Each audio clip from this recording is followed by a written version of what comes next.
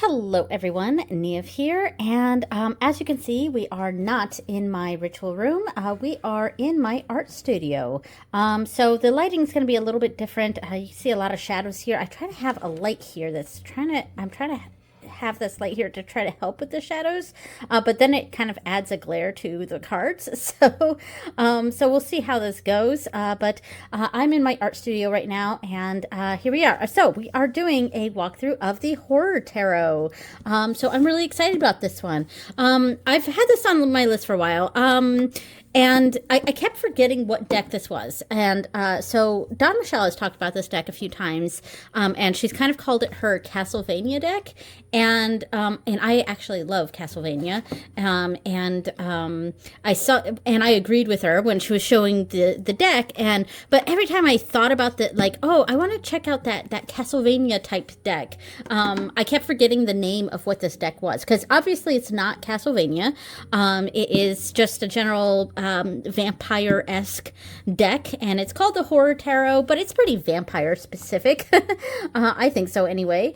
I'll go ahead and just flip through while I talk. The cardstock, by the way, is a little thicker than I would want. This is done by Inside Editions, and I have their Lord of the Rings deck, and the cardstock on that is it's a little thinner and bendier, which is much easier for me to handle.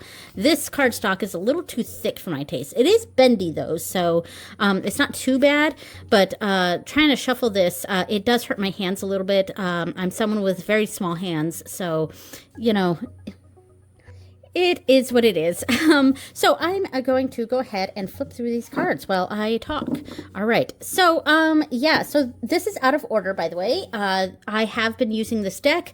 I, in fact, just did a reading with this deck on camera. There, adjusted the light a little bit. Hopefully that helps. So I just did a reading with this deck, the first one and only one, on camera, and that is for my my video on the Kami to Yokai Oracle. I used this deck to read for the spirit that I pulled, the Japanese spirit that I pulled for that oracle. So, and I think this deck worked great for that. So go check that out if you're interested. So this has a very dark, moody vibe to it, and that is a vibe that I'm trying to get more decks for. So I have the Murder of Crows Tarot, and that one's basically my only dark deck. But now I have the Horror Tarot, and I do also have the Witches Tarot, the one with portraits of the scantily clad women. I think I'm slowly building up a little bit more of a darker theme deck collection here. And I think this adds to it.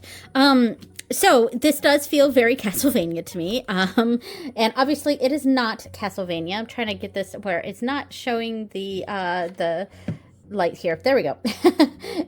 I mean, we're gonna get a little bit of glare on these. These are not shiny by the way. They're pretty matte, but the location I'm in right now, we do see some glare. But this card here definitely feels very, Castlevania to me. Very, vampire-esque, vampire illustration. Now, the artist, I believe, is the same artist that did the Dark Wood Tarot. Let me grab the deck here. Let's see. I thought the artist was the same one that did the Dark Wood Tarot. Maybe I'm wrong. Okay, so Abigail Larson, yes. Okay, so the guidebook is by Aria Gemitter and Minerva Siegel, and the artwork is by Abigail Larson, which I believe is the same person that did the Darkwood Tarot. I don't have that one, but the art style is extremely similar because it is the same artist. So I'm just going to leave this here because we haven't looked at the book yet. So the vibes of this, very dark, very, but illustrated, very dark and illustrated.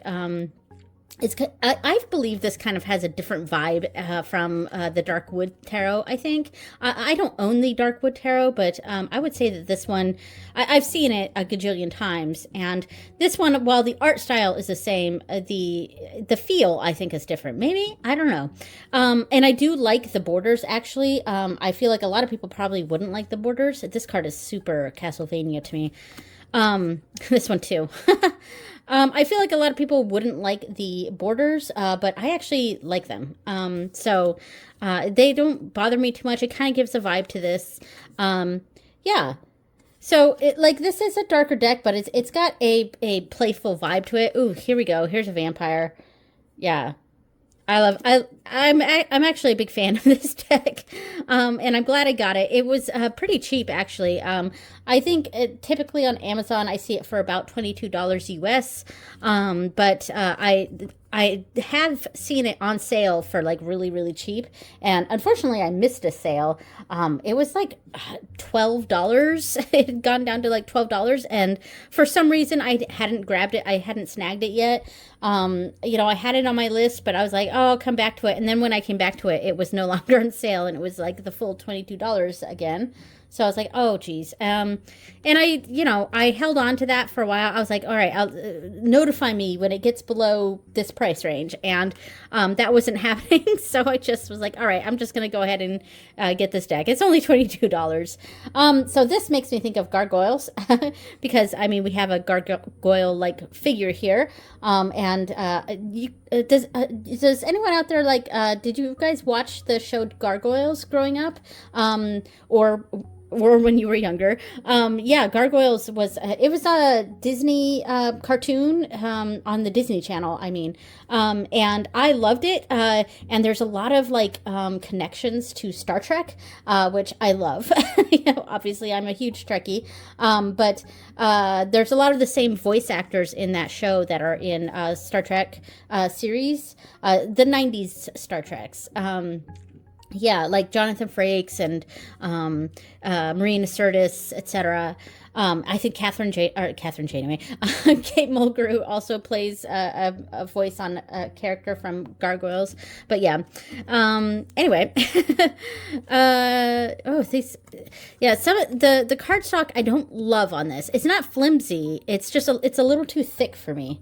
And it does kind of clump a little bit, but so far, what I've used, I really enjoyed the reading I did with it. Again, go check that out if you're interested. Just flipping through, I like the feel of this, and I'm looking forward to using this as a nightly reader. I'm just gonna flip through a little bit. I might be silent for some of this. I also apologize for any coughing I'm doing. That's cool. That makes me think of Hocus Pocus. Yeah, I've kind of had a lingering cough since my really bad illness at the beginning of the year, thankfully I did not get what my daughter got though. My youngest daughter ended up getting strep throat, so that sucks. She's still taking medication for it, but she's past the contagious part now and has been cleared from the doctor to go to school, but still has to take medication for like another week. She missed 4 days of school, and on that fourth day they're like, we're gonna need a doctor's note, and we thought she only had oops, sorry about the dog there. We thought she only had a simple cold, but it was lingering on, and so we were keeping her home. And fourth day comes around, and the school's like, we're gonna need a doctor's note now. I was like, oh, great.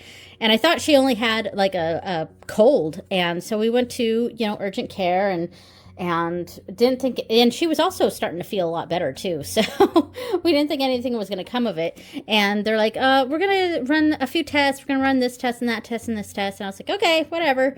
And we hung out for half an hour at the urgent care, and then the doctor comes back and was like, so she tested positive for strep throat, and I was just like, are you serious? And yeah, so anyway, we had to change her sheets and, you know, take medicine and change her toothbrush and all that jazz. And she had to wear a mask for like the first 2 days that she was around us. But she is now cleared to go to school. So yay. And hopefully none of us get strep throat.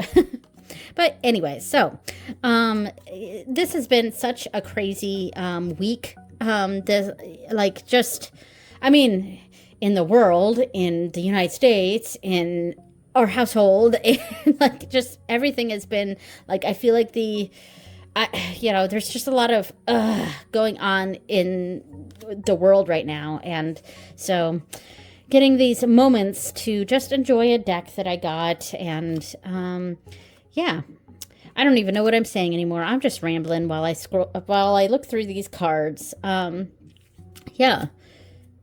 Ooh, this is a cool one. Look at that. The world.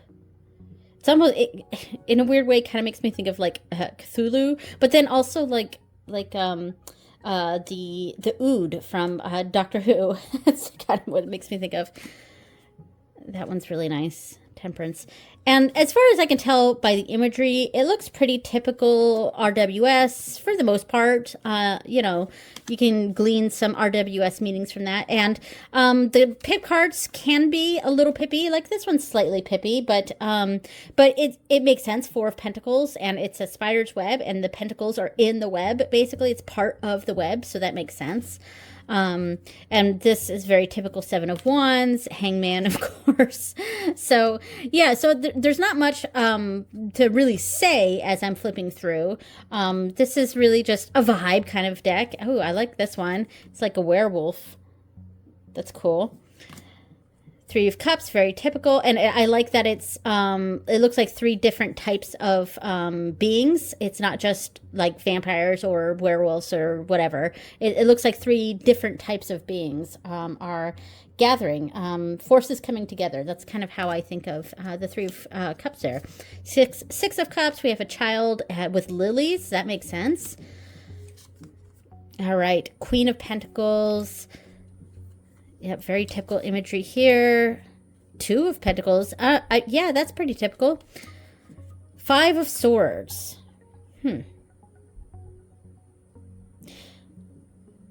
Well, I guess I could see blood in the snow here. So interesting, because I feel like the 5 of Swords is probably one of the most contentious cards, and by that, I don't mean like people have contention over the meaning of it. That's not what I mean. I mean the meaning itself is kind of one of contention and fighting and but it's a lot more intense than, say, the 5 of Wands, which to me is more friendly competition, and competition is really where I would, really the key word I would use for that. Whereas this one is more aggression, more actual fighting, and a lot of times I interpret the 5 of Swords as meaning like a winning but at what cost sort of card, and it's a card that I feel like it represents great pain, and not just a loss, but like you know, because not like a 5 of say Pentacles, that's a loss. You know, for the 5s in general, obviously are difficult cards, or challenging cards, I guess.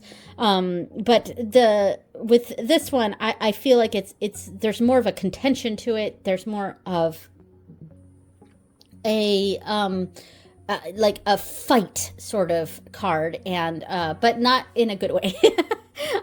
So in some ways, I feel like the 5 of Swords is probably the most difficult card in the deck, in general, and in that, I don't know how much of that I'm really seeing here. I mean, I think the blood does help with that. But anyway, so this looks like some sort of vampire hunter. I wonder, let's actually check the book here. So let's see if it is a vampire hunter. So this is strength, of course, and it is 8 Strength. All right, so there are people that will do anything to feel superior, lurking in shadows to strike with all their might. When the strength card arrives, consider it a warning to beware of those that may try to dominate you. All right, so upright with blunt force, you move effortlessly through life's challenges, confident in your decisions, but be mindful to keep your destructive tendencies in check. So it doesn't say anything about the character on the card. So, I mean, that's a little bit of a bummer. You know, I feel like in general, this book probably wouldn't help me too much in reading. It's just got pretty typical interpretations of the cards. So nothing new here, I don't think. But I mean, worth a look through, you know, because there may be something you could glean from this. I think there are some reading like tarot spreads in the back, so sample spreads. Obviously, I'm not quite done looking through the cards, but I'm just going through this. So hiding in shadow. Card 1 represents the fear that needs to be revealed.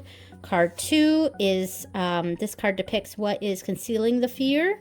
Card 3 is up here, and the third card alludes to what is needed to move past your fear. And 4 is the final card, highlights how you can use what you've learned. So that's actually a pretty good spread. And then there's this one. I'm not going to read all of this, but this is Exercise Your Demons.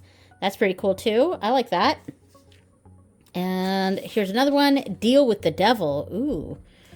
So I think the spreads are really good in this.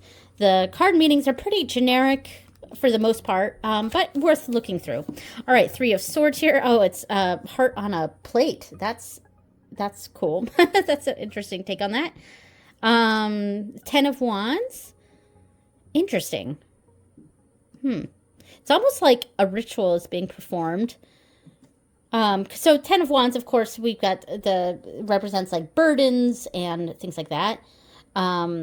And taking on a large load, but still persevering, persevering through that, and taking on a lot. There's or overwhelm. And do I see that here? 10 of Wands.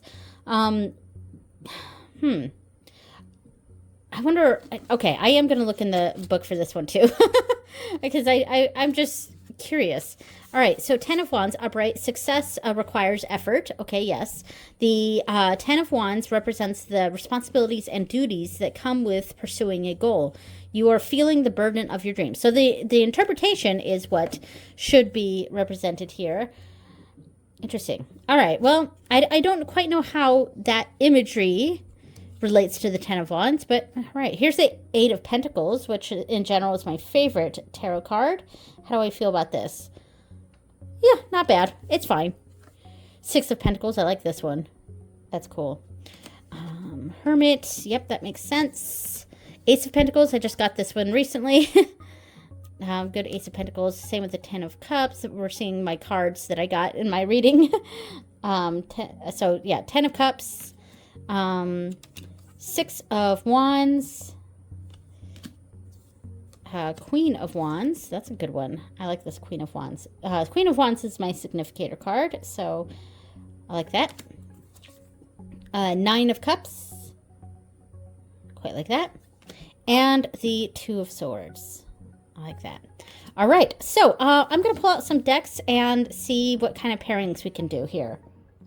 Okay, I changed the background as we switched to doing the deck pairings, and it's mostly because the red background was, I felt like it was getting a little too, stark red, and maybe a little too difficult to see the cards, but I don't know. So I have switched it to, in fact, some fabric that I am currently in the middle of making a bag for this deck, so I will obviously share that one later. At some point, I will have a video going through my latest bag creations. So this was actually a little bit difficult to shuffle. I'm kind of around the camera a little bit, so sorry if the sound is a bit off, but shuffling, riffle shuffling is a little hard for me with this deck. It's just, the cards are just a little too stiff. Now the size of the cards is actually a pretty typical standard tarot size, I think. Yeah, pretty typical standard tarot. I don't have another deck here to test that. Well, I mean, I do have decks I'm about to pair with it, But yeah, anyway, so I'm just gonna flip this. So I have a small pile of oracle decks, a couple of tarots, and another small pile of like small decks that I want to try and pair with this. So let's try the first one. Okay, so I have pulled out the True Sight Oracle, and with the really cool bag I made for it. I really like this bag. Let me pull this out. All right, so True Sight Oracle.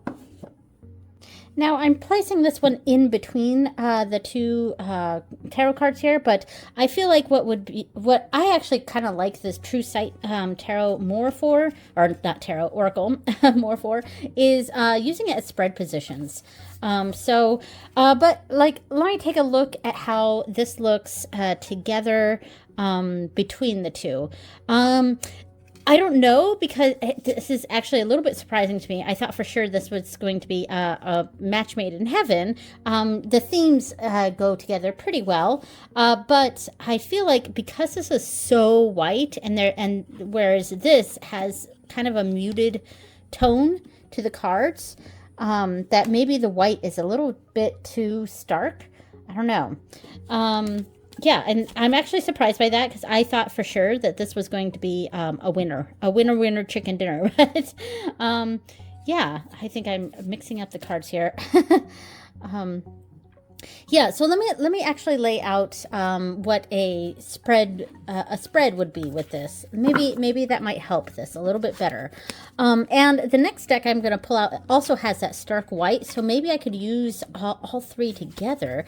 So let's do a spread here. We have athletics, religion, and initiative. All right. That's interesting spread there. All right, so there's the spread. I'm going to put this away over here. So there's the spread. And then we pull out the tarot cards. So let's see. We have the Eight of Swords for athletics. Ooh, okay. Interesting. I'm going to move this card up a little bit so we can see the word religion. Then we have the Page of Wands for religion, and then the Emperor for initiative. Maybe the initiative is like a sense of duty or something. All right, and then let me pull out the other deck I was going to pair with this. So I have the Citadel Oracle here. Cool bag. Now, I thought because of the coloring of this, we've got, the red edges, it's red, black, and white, and then it's kind of got this, like, coppery shimmer to it, that this might actually go really well with the Horror Tarot. And maybe we can do, like, a card in between like this. Is this looking too weird? This could be a cool... and this helps actually bring in the stark white of the True Sight Oracle. So this is an interesting combination. Here, let me move this up a little bit so we can actually see what's going on here. So this card is religion. It's that's the thing about this. The True Sight Oracle is I use it as spread positions, so I want to see the word, but the cards. Let me do this real quick. The cards have the words like all over the deck, so it is an interesting sort of thing. So we have the warrior in between the Eight of Swords, which is attached to athletics, and the Page of Wands, which is attached to religion. And then we have the diviner between the Page of Wands and the Emperor. So that is an interesting combination. It's an interesting deck. Let me see if we can move my camera a little bit and see this. It is a very weird angle where I'm at right now. It's just, this time of winter, it's so difficult to have my normal setup for a videoing because my my ritual room is freezing cold. It was in the negatives this morning, and my art studio is not insulated, so I have to have a space heater in there, and right now our space heater is heating our pipes because our pipes froze. So I'm going to put away the True Sight, and I just wanted to look at a little bit more of the Citadel in between the the horror tarot. All right, actually, let's do it this way. So let's do one side is the, oh, and I'm sorry, there's a spider here. I know some people are finicky about that. Let me just do that. There you go. So we have the Citadel over here, which could represent some sort of archetype. Then we have the tarot card, and then we have the True Sight Oracle over here, which could represent something. Probably just the keyword makes sense here for that. But yeah, this could, this is a nice, simple way of doing it. I'm just going to do this. There we go. Yeah, so I think now that I've combined the three together, now this makes more sense. Like, now I think it goes together much better. Yeah. Because when it was just this, with this, the stark whiteness of this deck was just a little bit too much for this deck, I think. Whereas now that we've combined it with the Citadel, which kind of, it's black and white, but it also has the red, and it has like this shimmery copper to it that I think just it helps, mute the whites, I think. So, but this could be a cool combination. Yeah, okay, so I think this works. So next up, I have the Urban Crow Oracle. And here we are. Yeah, so I thought this would go pretty well together. Yeah, and that's the thing also with this deck. I was sort of thinking that it could be a good deck to use with On Morrigan, perhaps. And, of course, I like to use all my Crow tarots and Crow decks in general with her. And this definitely has a spooky vibe to it that could work well with On Morrigan. Isolation between the Two of Swords and the Star. You've isolated from being unable to make a choice. We've got two choices going on, and we need a clear direction. And until then, we're sort of stuck in our tracks, isolated. That works really well, actually. And I love this the Ouija board for the Star. I like that. And then we have grief in between the Two of Wands and the Nine of Swords. Ooh, definitely see that grief here. And then the Two of Wands, maybe something is stopped in our tracks. Maybe there were plans or ideas or something we wanted to do or set into motion, but it was sort of blocked or stopped somehow. And there's feelings about that going on. I definitely like the messages that I'm getting from this. And it does feel very, I don't love the term shadow work, but I guess in the sense of how people use that term, I guess that's kind of how this is making me feel here. So, yeah. All right, so that one worked pretty well, I think. Okay, next up we have the Bushido Oracle. There we go. Now, I wanted to try a Japanese deck because we had done in that video going over the Kamito Yokai Oracle. Obviously, I'm using the Kamito Yokai with this deck, and I love the reading I got from it, and it looked great. So I thought I'd give this one a shot. This is also a Japanese deck, and it's kind of anime style. It's Bushido warriors, and there is a book that comes with it that is dual language. But of course, what's on here is completely in Japanese, and there are some cards in here that are red, like the horror tarot here. So that I definitely think would go well. And then there's other cards that are different colors and stuff. So I'm trying not to focus too much on the colors, but we can still see some yellows in here, so we can still pick out some colors and stuff. But yeah, so I thought maybe I could give this one a try and see how the energies feel together. Now, of course, this is not an easy deck to use in the sense that I'd have to sort of look up what's on these cards, and I'm still sort of trying to understand, reading Japanese. I've been learning Japanese for a few years now, and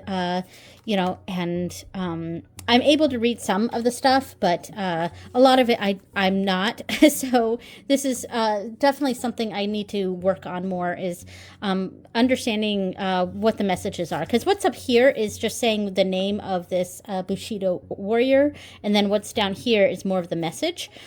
So yeah. But as far as just looking at the energies, obviously we have a little bit of conflicting styles, because this is very anime, and this is, well, it does sort of evoke some of that Castlevania vibes, which is that technically considered an anime? I'm not actually sure.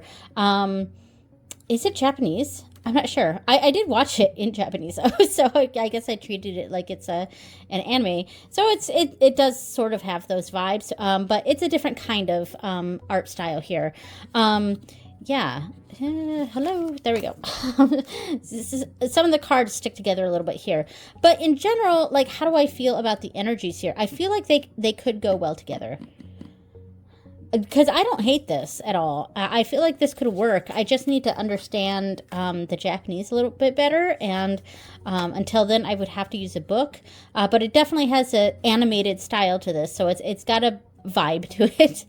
One more. Let's see. We got the Chariot and the Four of Cups and this Bushido warrior in the middle, ending on a red card. That's cool. All right, cool.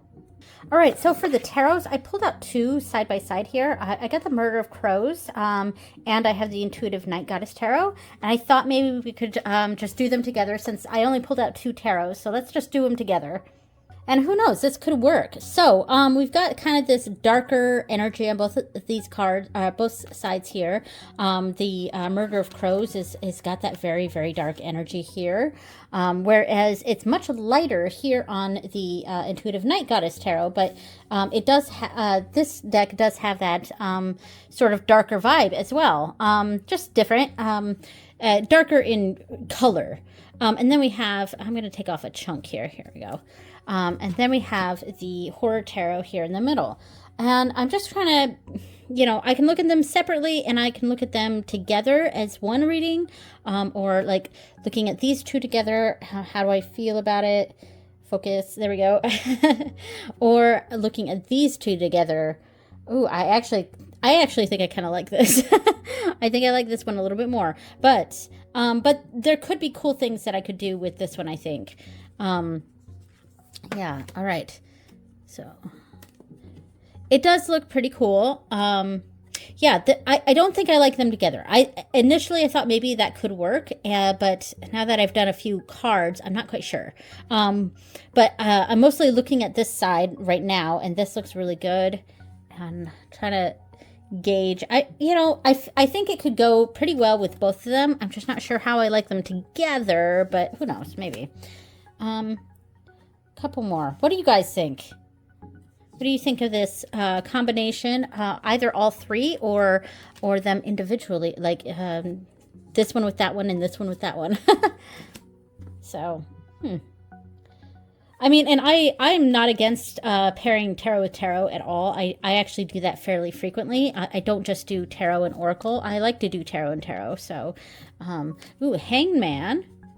In between, this is the Tower, and this is the Wheel, Chance. I always forget, because this one has renamed a lot of the cards, but I think that's the Wheel. Yeah, 10. So 3 major Arcana cards together. Interesting. Oop, we got an upside down card here. Fitting next to the Hangman, huh? Oh, I put these in the wrong pile. There we go. And let's do this. All right, so we've got Strength, the High Priestess, and the Eight of Cups. Okay. Interesting. I'm not against this. So let me know what you guys think. Okay, so moving on to the smaller decks, I thought I'd give both the Morgan Oracle cards and the Mildred Payne Secret Pocket Oracle a try here, and I've kind of come up with a little layout, and we'll see how I like this. Oh, sorry about that. One of the kids just came home from school and slammed a door. But anyway, so speaking of a door, there we go. Yeah, so this layout is pretty cool.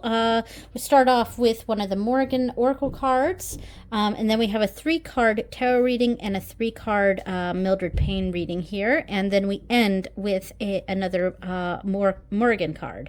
So, what do we think of this? I think they look good together. I do. I think they look good together. So let's try a new reading here. Destruction. Then we have, sorry, Spider, the Devil, Destruction, the Devil. We have Queen of Swords, and we have the 7 of Cups. So under that we have Dragon, Sage, and Acorn. Ooh, okay. And then we end it with a finishing message from on Morrigan. I grabbed like 2 cards together. There we go. All right. So there we go. What do we think of this? I think this works. We'll start off with a sort of destruction, and then we have this strong energy that's a temptation of where to go. This is a beast-like energy, and then we've got that devil, that temptation of the devil here. But we're using some logic and our sharp mind to clear through that what's going on here and to understand what's going on. Sage is clearing the space, and then we have a new set of things to look at, a new path, a new adventure. So Acorn, I think of as the start of something. It's the seed for something, and we have the 7 of Cups as many options to choose from there. And then land, interesting, and basically things are opened up for us. So that's a cool reading. I think I really like that. I'm just going to lay down one more. I'm not going to read all of it, but then the 3 card. 1, 2, 3. And then a 3 card down here. Interesting. Ooh, crow. Cool to get a crow card when we're reading with on Morrigan here. Oh, and then we got the Fae here. All right, I like this. Yeah, this is actually a really cool combination, and I think I will try using this combination a lot in the future. All right. Okay, so I thought I'd try one of my playing card decks, and this is a bento box playing card deck, and it's mostly because it's red and black and, you know, has the white and stuff in it that I thought maybe I could give this one a shot, and I actually think this looks pretty cool. I think I kind of like this. So what do you guys think? I'm still trying to figure out how I use playing cards, what makes sense for me in reading playing cards. So I don't know what reading I could glean from this here, but I'm actually enjoying the combination. I know it's got that stark white, and I could perhaps combine it with another deck that has the white in it to help tie that together. But so far, I think I'm enjoying this. I think this works pretty well. Yeah. I mean, there we go. So I also have here the Gulliver Lenormand. Now this is a black and white deck. Is there red in here? I'm not sure. I don't think so. But I thought maybe I could also use something like this. And these are tall cards though. So I wonder what I could do with this. Huh. Well, let's take out the playing cards here and see if we could do essentially a 6-card spread here, and doing the same thing like that. We could do that. Oh, do I have this upside? I think this is upside down. Yeah, that's upside down. So that's there we go. That's dog.